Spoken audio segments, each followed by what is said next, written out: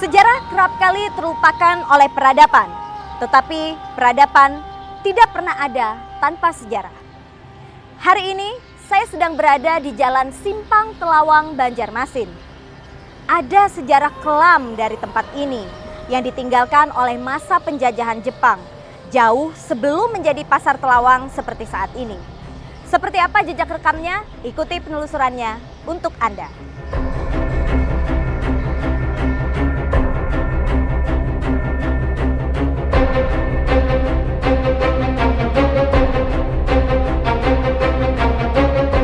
Penjajahan Jepang di Banua, Kalimantan Selatan memang berlangsung singkat. Namun derita yang dirasakan rakyat masih melekat dari generasi ke generasi. Horor dan mencekam tidak saja tersuguhkan dari perbudakan manusia berbentuk kerja paksa, tetapi perbudakan nafsu seksual menjadi bagian yang dijalankan tentara Jepang di era penjajahan tahun 1942. Dulunya kawasan di Jalan Simpang Telawang, Banjarmasin ini menjadi salah satu titik kelam masa silam. Disinilah budak-budak seks pribumi, baik yang dari Banua maupun didatangkan dari Pulau Jawa, terpaksa dijadikan pemuas nafsu bala tentara Jepang tanpa belas kasihan. Keterpaksaan membuat wanita-wanita tidak berani menolak takdirnya. Penolakan berarti bakal ada pembantaian di lokasi yang dulunya dikenal sebagai pasar ikan kawasan Pelabuhan Telawang yang kini sudah hilang. Budak seks atau serdadu Jepang menyebutnya Jugun Ianfu, menjadi catatan hitam penjajahan Jepang dalam periode Perang Dunia Kedua di Kalimantan Selatan yang jangan sampai terulang.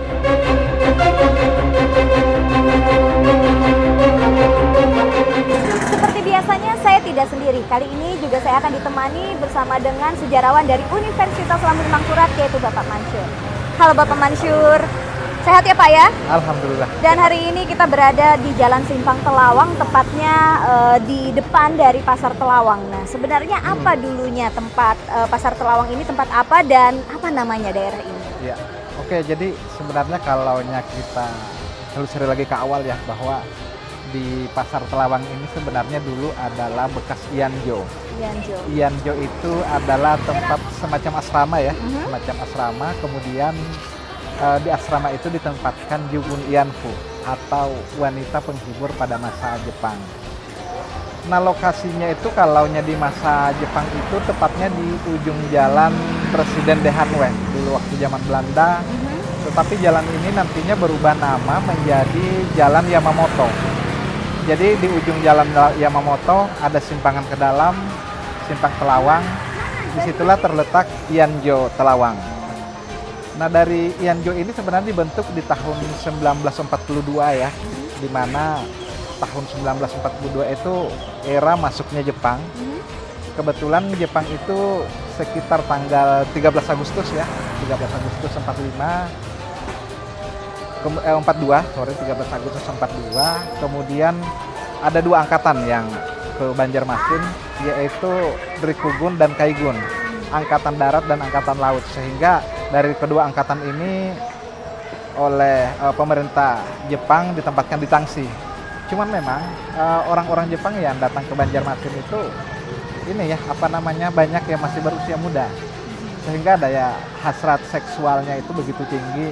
Kemudian juga dari Kaisar Jepang sendiri yang namanya Kaisar Hirohito sudah memang membuat kebijakan seperti yang berlaku di Jawa, kemudian yang berlaku di wilayah-wilayah lainnya, bahwa akan disediakan asrama khusus untuk memuaskan nafsu seks tentara Jepang. Nah, salah satunya yang paling terkenal itu adalah di sini, di tempat kita ini, di Pasar Telawang sekarang. Kalau dulu Ianjo Telawang, yang mana disitulah ditempatkan sekitar 24 orang 24 orang Jugun Ianfu, dan disitulah mereka memuaskan nafsu hasrat seksual dari pasukan-pasukan Jepang, bukan hanya pasukan semata ya, pasukan biasa, akan tetapi juga perwira sampai ke pejabat Jepang. Jadi seperti itulah sekelumit kisah dari Pasar Telawang ini. Dan memang di awal lokalisasi di Banjarmasin sudah ada ya. Jadi lokalisasi itu sudah ada Di antaranya lokalisasi itu di Kerkoklan, atau sekarang itu di daerah Taman Kamboja ya, Taman Kamboja. Kemudian ada juga Belakang Bum itu belakang pelabuhan, di belakang kantor wali kota. Kemudian ada lagi lokalisasi yang lain yang sudah ada saat itu adalah di Kertak Baru maupun di wilayah kebun sayur. Mungkin itu sekilas untuk sejarah dari Pasar Telawang ini. Kemudian Bapak Mansur, dari mereka sendiri Jugun Ianfu itu didatangkan dari mana? Dari mana asal mereka dan juga bagaimana aktivitas yang mereka lakukan pada saat itu? Oke, jadi sebenarnya Jugun Ianfu itu kebanyakan pada umumnya itu berasal dari Jawa ya, dari Yogyakarta. Di antaranya kalau yang ada di terdata itu kan ada 24 orang. Itu ada sampai sekarang yang masih hidup ada Mardiem. Kemudian ada juga Sutarbini asal Jogja. Jadi dari 24 orang itu akhirnya ditempatkan di Ianjo Telawang, jadi di asrama Telawang. Kemudian mereka dipaksa untuk melayani aktivitas seksual tentara Jepang. Awalnya mereka sebenarnya tidak bermaksud untuk menjadi penjajah seks seperti itu ya, bukan penjajah seks ya. Maksud saya di sini adalah pelayan tentara Jepang. Tidak seperti itu, akan tetapi mereka ternyata telah tertipu. Seperti kasus dari Mardiem, dulu Mardiem dibawa oleh tentara Jepang itu ke Banjarmasin dengan alasan bahwa dia akan menjadi penyanyi. Para tentara Jepang itu kemudian mereka setelah mengunjungi ke asrama Telawang ini untuk mencari Jugun Ianfu itu juga tidak gratis. Jadi mereka pun harus membayar seperti mereka ke lokalisasi yang lain yang ada di Banjarmasin. Nah, tentara Jepang itu kalau pada siang hari mereka harus membayar karcis ya, semacam kayak kalau dulu itu semacam karcis bioskop.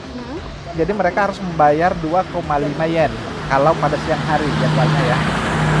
Kemudian pada sore hari sekitar jam 17 ya, jam 5 sampai jam 24 atau jam 12 malam itu mereka harus membayar 3,5 yen untuk mendapatkan pelayanan Jugun Ianfu.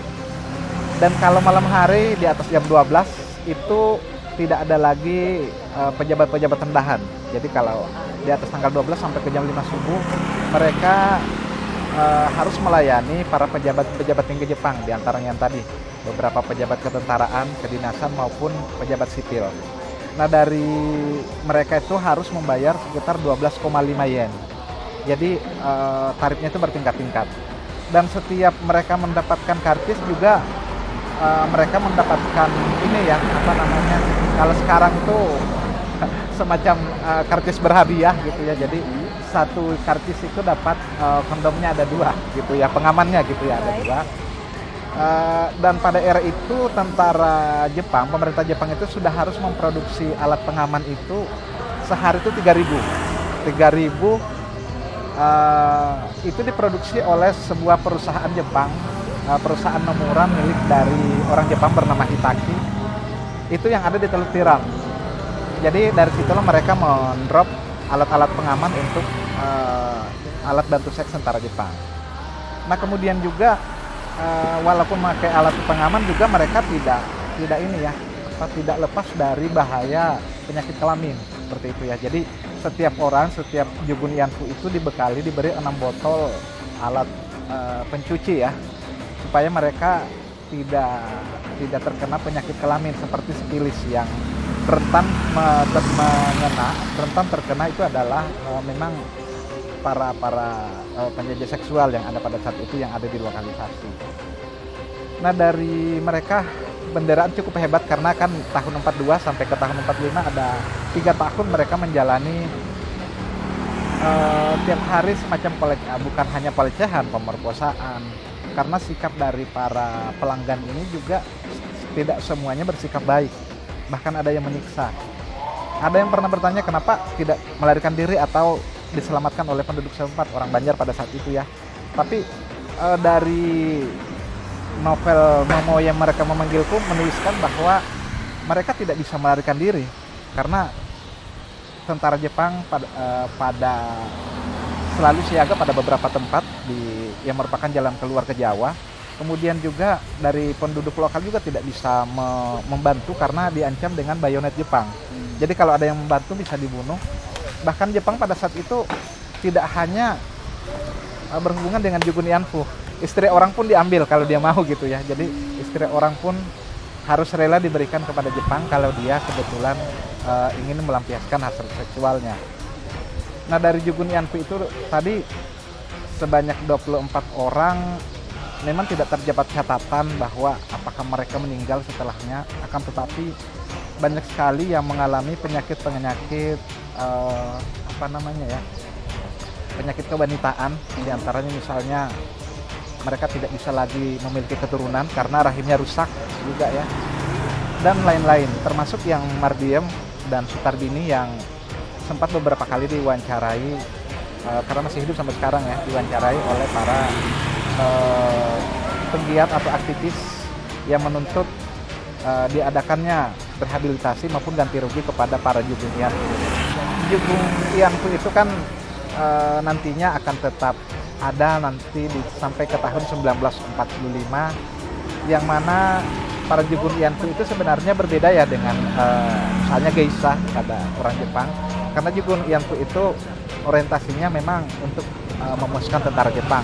Dan itu juga disetujui oleh para petinggi Jepang, termasuk dari kaisar sendiri, menganjurkan untuk memang ada suatu tempat yang digunakan untuk memuaskan nafsu orang Jepang. Nah dari orang Jepang sendiri di tahun 42 itu seperti di dalam surat kabar Kalimantan Raya, malah nantinya melegalkan melegalkan Jugun Yanfu dan Ianjo Telawang ini sebagai lokalisasi umum. Jadi di tahun 42 itu juga pemerintah Jepang memerintahkan untuk menutup lokalisasi di tempat lain.